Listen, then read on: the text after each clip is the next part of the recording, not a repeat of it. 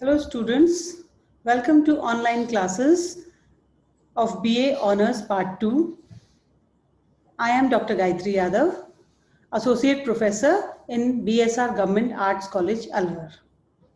Students, we are doing political geography and the topic that we have taken today is an extension of yesterday. Yesterday we had done part 1 and today we are doing part 2.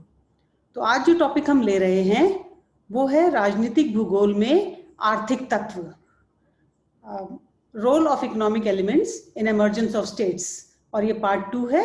और आज जो हम discuss करेंगे वो है शक्ति के साधन या फिर पावर रिसोर्सेज। स्टूडेंट्स, किसी भी देश के लिए पावर रिसोर्सेज का क्या महत्व है ये आप लोग अच्छी तरह से जानते हैं।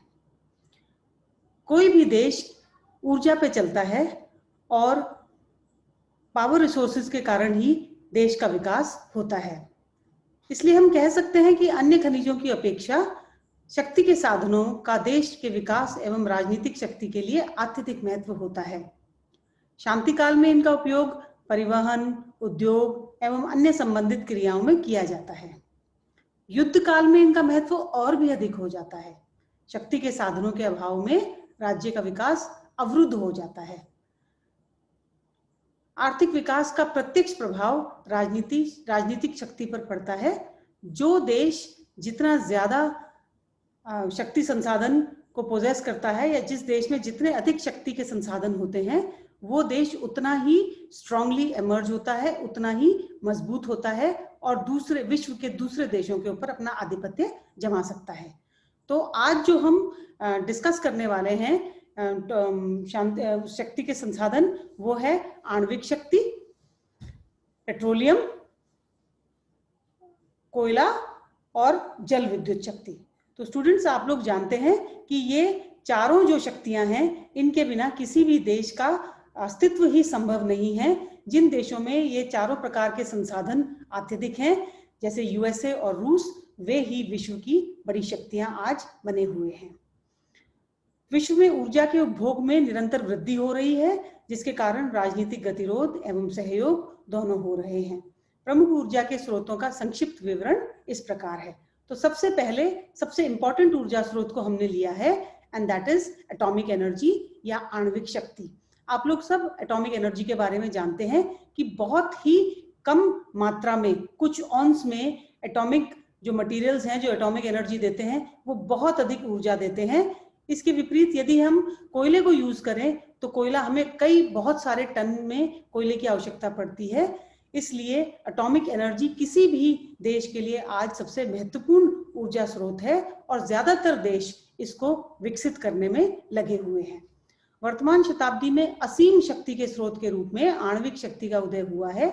यद्यपि इसका प्रथम प्रयोग भयंकर संहार के रूप में किया गया था। आप जानते हैं हिरोशिमा और नागासाकी में सबसे पहले एटॉमिक एनर्जी का यूज हुआ था और वहां पर एटॉमिक बॉम्ब छोड़ा गया था 1946 में।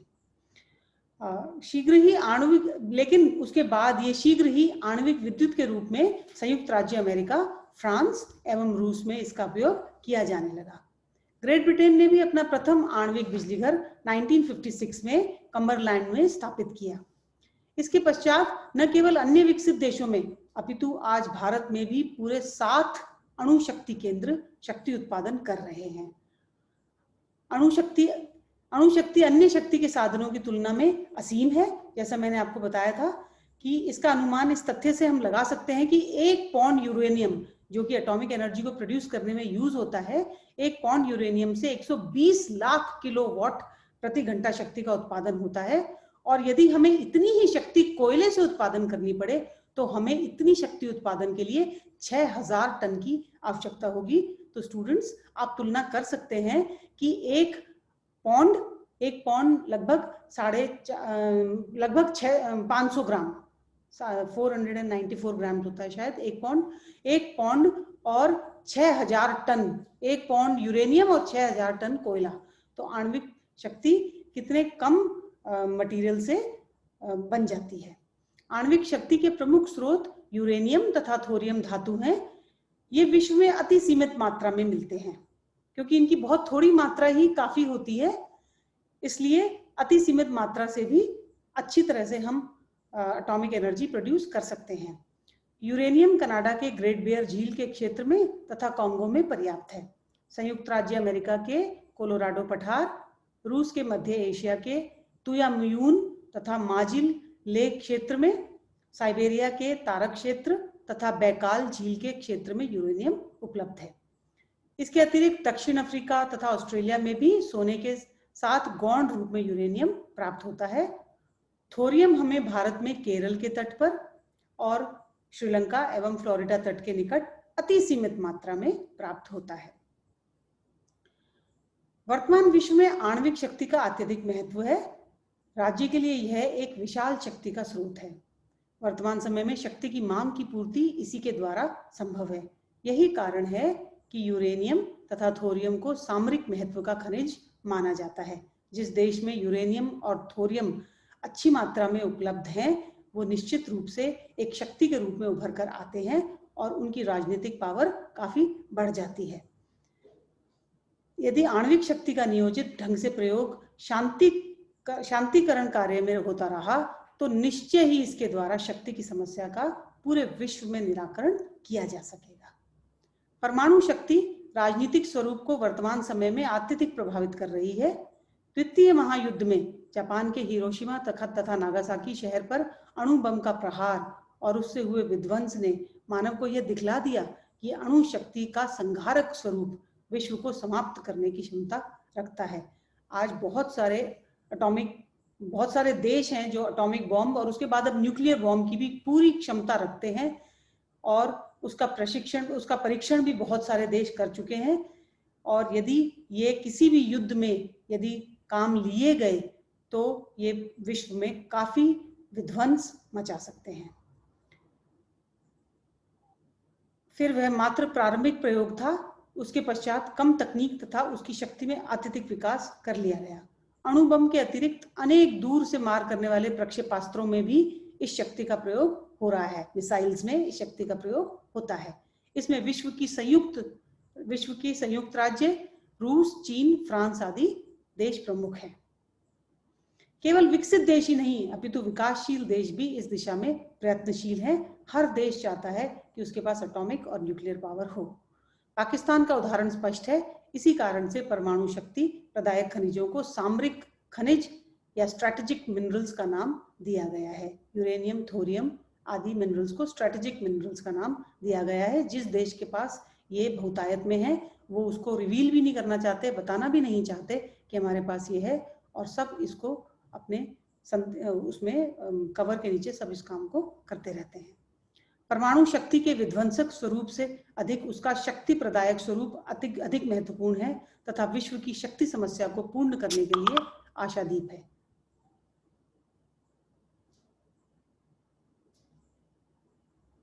इसका अनुमान इसी तथ्य से लगाया जा सकता है कि जब एक औंस अणु ईंधन विकेंद्रित होकर शक्ति प्रदान करता है तो वह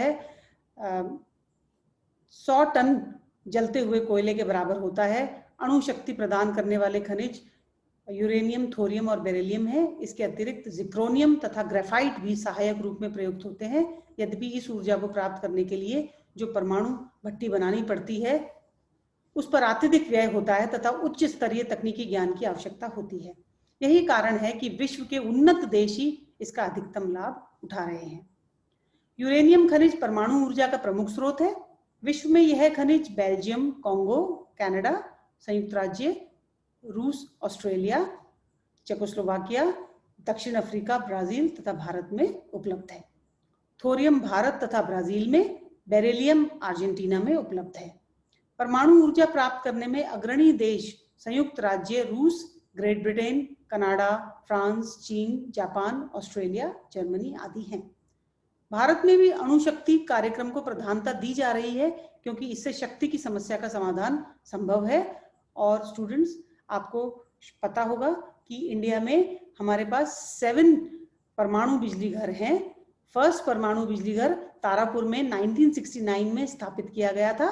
इसके पश्चात रावत भाटा, जो कि आपको पता है कोटा के पास है राजस्थान में, रावत भाटा, कलपक्कम, नरौरा, कैगा, काकरापारा, कुंडाकुलम में अणु शक्ति केंद्रों की स्थापना की गई है। इस दिशा में महत्वपूर्ण राजनीतिक पहल संयुक्त राष्ट्र अमेरिका तथा अन्य परमाणु संपन्न देशों के साथ अगस्त 2008 में समझौता करके की गई है, जिससे परमाणु ऊर्जा के क्षेत्र में अभूतपूर्व प्रगति हो सकेगी। इसके बाद जो हम नेक्स्ट शक्ति का संसाधन ले रहे हैं वो पेट्रोलियम है। पेट्रोलियम हमारी डे टू डे लाइफ में किस तरह से यूज होता है, इससे आप अनभिज्ञ नहीं हैं। आपको पता है कि पेट्रोलियम की किसी भी देश की राजनीति में क्या इंपॉर्टेंस है और किसी भी देश की जनसंख्या के लिए क्या इंपॉर्टेंस है। जो देश बिल्कुल ऐसे देश थे जहां पर कुछ भी प्रोड्यूस नहीं होता था, जैसे जिसको कि हम मिडिल ईस्ट कहते हैं, बिल्कुल नॉन प्रोडक्टिव जो एरियाज थे, वो आज पेट्रोलियम के कारण पूरे विश्व में अत्यधिक सामरिक महत्व रखते हैं, स्ट्रैटेजिक महत्व रखते हैं और वो देश विश्व की राजनीति में अच्छा दखल रखते हैं। तो अब हम पेट्रोलियम के बारे में पढ़ते हैं। आज के युग में खनिज तेल या पेट्रोलियम का आर्थिक एवं सामरिक महत्व है। पेट्रोलियम का उपयोग परिवहन के साधनों में सर्वाधिक है। यही नहीं, अपितु वर्तमान युद्ध पेट्रोलियम के बिना नहीं लड़ा जा सकता, क्योंकि गतिशीलता या सामग्री एवं सैनिकों को एक स्थान से दूसरे स्थान पर स्थानांतरण वर्तमान युद्ध की विशेषता है। इसी कारण तेल कूपों का महत्व सामरिक होता है तथा आक्रमण के समय सर्वप्रथम इनको लक्ष्य बनाया जाता है। हवाई जहाजों एवं अन्य सैनिक गाड़ियों में इनका प्रयोग होता है। जर्मनी के विश्व युद्ध में हार का एक कारण पेट्रोलियम की प्राप्ति में कमी होना था। युद्ध के पश्चात हजारों हवाई जहाज पकड़े गए, क्योंकि उनको चलाने के लिए पेट्रोलियम उपलब्ध नहीं था। इसी कारण जर्मनी ने कैरिबियन क्षेत्रों पर नौसेना से आक्रमण किया। इसी प्रकार 1942 में जापान ने बर्मा तथा इंडोनेशिया के पेट्रोलियम उत्पादक देशों पर अधिकार कर लिया था। आज भी पश्चिमी एशिया में विश्व के देशों की रुचि का कारण इन क्षेत्रों में पेट्रोलियम का होना है। पश्चिम एशिया की राजनीति पूर्णतया इसी के द्वारा नियंत्रित है।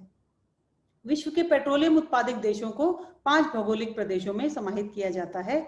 यह है पश्चिमी एशिया, अमेरिकन प्रदेश, रूस के प्रदेश, दक्षिण पूर्वी एवं पूर्वी एशिया प्रदेश और अफ्रीकी प्रदेश। इनमें पश्चिमी एशिया के देश सर्वाधिक महत्वपूर्ण हैं तथा इसी कारण वे विश्व राजनीति में आर्थिक महत्व रखते हैं। विश्व में पेट्रोलियम का कुछ देशों में सीमित होना तथा विश्व भर में इसकी आर्थिक मांग होने के कारण पेट्रोलियम विश्व राजनीति एवं राजनीतिक संबंधों में महत्वपूर्ण भूमिका निभा रहा है। पेट्रोलियम हर देश की रिक्वायरमेंट है। कोई भी देश ऐसा नहीं है जो बिना पेट्रोलियम के रह सकता है। इसलिए और उत्पादन बहुत लिमिटेड देशों में है विश्व में, इसलिए जिन देशों में उत्पादन है वो डेफिनेटली बहुत स्ट्रॉन्ग रहते हैं और विश्व की राजनीति के ऊपर उनका असर रहता है। पश्चिमी एशिया के प्रदेश जो मरुस्थलीय तथा अनुत्पादक प्रदेश समझे जाते थे, आज पेट्रोलियम के माध्यम से विश्व में अति महत्वपूर्ण हुए हैं तथा इस क्षेत्र की राजनीति विश्व की राजनीति को प्रभावित करती है। आज विश्व के प्रत्येक देश में पेट्रोलियम का उपयोग बढ़ रहा है। इसके कारण जहां उत्पादन नहीं होता वहां आयात करना पड़ता है। इससे राष्ट्रीय अर्थव्यवस्था पर भार पड़ता है। भारत की राष्ट्रीय अर्थव्यवस्था पर पेट्रोलियम का क्या असर है, इससे स्टूडेंट्स आप लोग अनभिज्ञ नहीं हैं। आप लोग सब जानते हैं कि इंडिया में पेट्रोलियम के रेट्स बहुत ज़्यादा हैं, क्योंकि इंडियन इकोनॉमी को पेट्रोलियम के ज़्यादा रेट रखने से सपोर्ट मिलता है और कारें और व्हीकल्स इंडियन रोड्स के ऊपर बढ़ते जा रहे हैं, जिसके कारण पेट्रोलियम की खपत बढ़ती जा रही है और हमारे देश का बहुत सारा जो धन है वो पेट्रोल को आयात करने में लग जाता है। अमेरिका तथा यूरोपीय देशों की इस क्षेत्र में अधिक रुचि का एकमात्र कारण पेट्रोलियम है। यह कहा जा सकता है कि आर्थिक संसाधनों में जितना अधिक राजनीति को पेट्रोलियम ने प्रभावित किया है, उतना किसी अन्य तथ्य ने नहीं। सीमित साधन, अधिक उपभोक्ता तथा कुछ ही देशों में उपलब्ध होना इसकी महत्ता का प्रमुख कारण है तथा भावी विश्व राजनीति में भी इसकी महत्वपूर्ण भूमिका होगी। इस तथ्य से इनकार नहीं किया जा सकता। जब तक व्हीकल्स के लिए कोई और अल्टरनेटिव सोर्स या कोई और अल्टरनेटिव ईंधन हमें नहीं मिल जाता, तब तक पेट्रोलियम बहुलता वाले प्रदेश विश्व की राजनीति के ऊपर अपना अधिकार रखेंगे ही। अब जो तीसरा शक्ति संसाधन है वो है कोयला। तो स्टूडेंट्स आप जानते हैं कि जब पेट्रोलियम और आणविक और न्यूक्लियर एनर्जी नहीं थी तब कोयला ही विश्व को ऊर्जा प्रदान करता था। जो विश्व की सबसे पुरानी इंडस्ट्रीज और इंडस्ट्रियल रेवोल्यूशन का समय था उसके अंदर कोयले का ही प्रयोग किया जाता था। आज भी कोयला बिजली बनाने के लिए और अनेक इंडस्ट्रीज में ऊर्जा के साधन के रूप में काम में लिया जाता है। औद्योगिक क्रांति एवं रेल परिवहन के विकास के साथ ही कोयले का शक्ति के साधन के रूप में अत्यधिक प्रयोग हो गया है। आज भी जबकि अनेक शक्ति के साधनों का विकास हो गया है, उद्योगों एवं रेल परिवहन के लिए इसका महत्व बना हुआ है। विश्व की शक्ति आपूर्ति का 30% कोयले से ही प्राप्त होता है। कोयले का विश्व वितरण राजनीतिक दृष्टि से भिन्नता लिए हुए है। चीन वर्तमान में कोयले का विश्व में सबसे बड़ा उत्पादक देश है, जो विश्व के कोयले का लगभग 38% कोयला उत्पादन करता है। दूसरे स्थान पर यूएसए है, जहां विश्व का 17% कोयला उत्पादन होता है। भारत भी विश्व का एक बड़ा कोयला उत्पादक देश है और 7.2% कोयला उत्पादित कर विश्व में तीसरे स्थान पर है। विश्व के अन्य प्रमुख कोयला उत्पादक देश हैं ऑस्ट्रेलिया, दक्षिणी अफ्रीका, रूस, Indonesia, Poland, Kazakhstan, Ukraine, Colombia, Canada, Vietnam and Great Britain. विश्व में कोयले के भंडार वर्तमान उपभोग की गति से बहुत समय के लिए पर्याप्त हैं। अभी काफी कम से कम भी 250 सालों तक कोयले की आपूर्ति, इस रेट से अगर हम कोयले को यूज करें तो कोयले की 250 साल तक आपूर्ति हो सकती है। इतना भंडार विश्व में कोयले का है। केवल संयुक्त राज्य में सामरिक दृष्टि से कोयला खानों को अधिक महत्व नहीं होता तथा वायु आक्रमणों का भी इस पर विशेष प्रभाव नहीं पड़ता। कोयले का महत्व राज्य की रेल तथा जहाज परिवहन एवं उद्योगों को शक्ति प्रदान करने की दृष्टि से होता है। और अब हम जो लास्ट आज डिस्कस कर रहे हैं पावर रिसोर्स, वो है जल विद्युत शक्ति या हाइड्रो इलेक्ट्रिक पावर। तो अब तक हमने जो भी संसाधन किए वो धरती से हमें जो मिल रहा है उससे वो संसाधन बन रहे हैं, जैसे कोयला, पेट्रोलियम और एटॉमिक एनर्जी। अतः एक ऐसी अवस्था होगी कि ये खनिज कभी ना कभी समाप्त हो जाएंगे। कोयला भी समाप्त हो सकता है और एटॉमिक एनर्जी के जो यूरेनियम, थोरियम, बेरिलियम, जिक्रोनियम आदि एलिमेंट्स हैं वो भी खत्म हो सकते हैं और पेट्रोलियम भी खत्म हो सकता है। लेकिन जल विद्युत या हाइड्रो इलेक्ट्रिक पावर ऐसा है, ये एक अनवरत स्रोत है। जब तक धरती के ऊपर जल उपलब्ध है यह समाप्त नहीं हो सकता और इसके लिए केवल पर्याप्त वर्षा, उपयुक्त धरातल, बांध बनाने की सुविधा तथा उपयोग का क्षेत्र होना अपेक्षित है। यदि बिजली बन रही है और उसका उपयोग नहीं हुआ तो वो वेस्ट हो जाती है। वर्तमान में विश्व की शक्ति की आपूर्ति का 7% जल विद्युत से ही उपलब्ध होता है। जल विद्युत का विकास औद्योगिक दृष्टि से विकसित क्षेत्रों में अधिक हुआ है तथा विकास की भावी संभावनाएं उष्ण प्रदेशों में सर्वाधिक है, यद्यपि अभी वहां विकास अत्यल्प हुआ है। जल विद्युत की विकसित मात्रा उत्तरी अमेरिका एवं यूरोप में सबसे अधिक, क्रमशः विश्व की 40.8% तथा 40.5% है। एशिया में विश्व का 13.6 जल विद्युत पैदा की जाती है। विकास की भावी संभावनाओं की दृष्टि से सर्वाधिक जल विद्युत अफ्रीका महाद्वीप में है। अफ्रीका में विश्व की संभावित जल विद्युत की मात्रा का 41% भाग वर्णित किया जाता है। अन्य महाद्वीपों की संभावनाओं में एशिया में 23%, उत्तरी अमेरिका में 30%, यूरोप में 10% और दक्षिणी अमेरिका में 8.4% तथा ऑस्ट्रेलिया में केवल 3.5% व्यक्त किया गया है। जल विद्युत उत्पादन हेतु बनाए गए बांधों एवं शक्ति ग्रहों का अत्यधिक सामरिक महत्व होता है। सदैव आक्रमणकारी इनको ही टारगेट करते हैं, इनको ही सर्वप्रथम आक्रमणों का निशाना बनाते हैं। जैसे ही बांध अथवा तापगृह समाप्त होता है, संपूर्ण शक्ति व्यवस्था भंग हो जाती है। अनेक देश जैसे नॉर्वे, स्विट्जरलैंड आदि जो पूर्णतया विद्युत शक्ति पर निर्भर हैं, यदि उनकी शक्ति रेखा काट दी जाए तो वहां के उद्योग एवं जनजीवन प्राय समाप्त सा हो जाता है। यही नहीं, अपितु बांध के नष्ट हो जाने के कारण अपार जनधन की हानि हो सकती है। अतः प्रत्येक राज्य को जल विद्युत उत्पादन हेतु बनाए गए बांधों तथा तापगृहों की सुरक्षा का पूर्ण प्रबंध रखना आवश्यक है, अन्यथा राज्य को अत्यधिक क्षति उठानी पड़ती है। इसलिए हाइड्रो इलेक्ट्रिक पावर के लिए जो मल्टीपर्पज प्रोजेक्ट्स होते हैं, जो डैम्स होते हैं, उनकी प्रत्येक देश अच्छे से रक्षा करता है और उनके सामरिक महत्व को समझता है। तो स्टूडेंट्स, ये था आज का हमारा topic, economic elements in emergence of states. और आज जो हमने इकोनॉमिक एलिमेंट डिस्कस किया है वो है शक्ति के साधन या पावर रिसोर्सेज।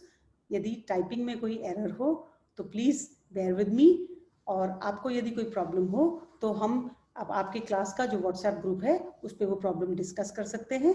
मैं आपको रेगुलर असाइनमेंट्स देती हूँ, उन असाइनमेंट्स को आप करके और व्हाट्सएप पे डाल सकते हैं, और कोई भी प्रॉब्लम हो तो उसको पूछ सकते हैं। So that's all for today. Thank you and good night.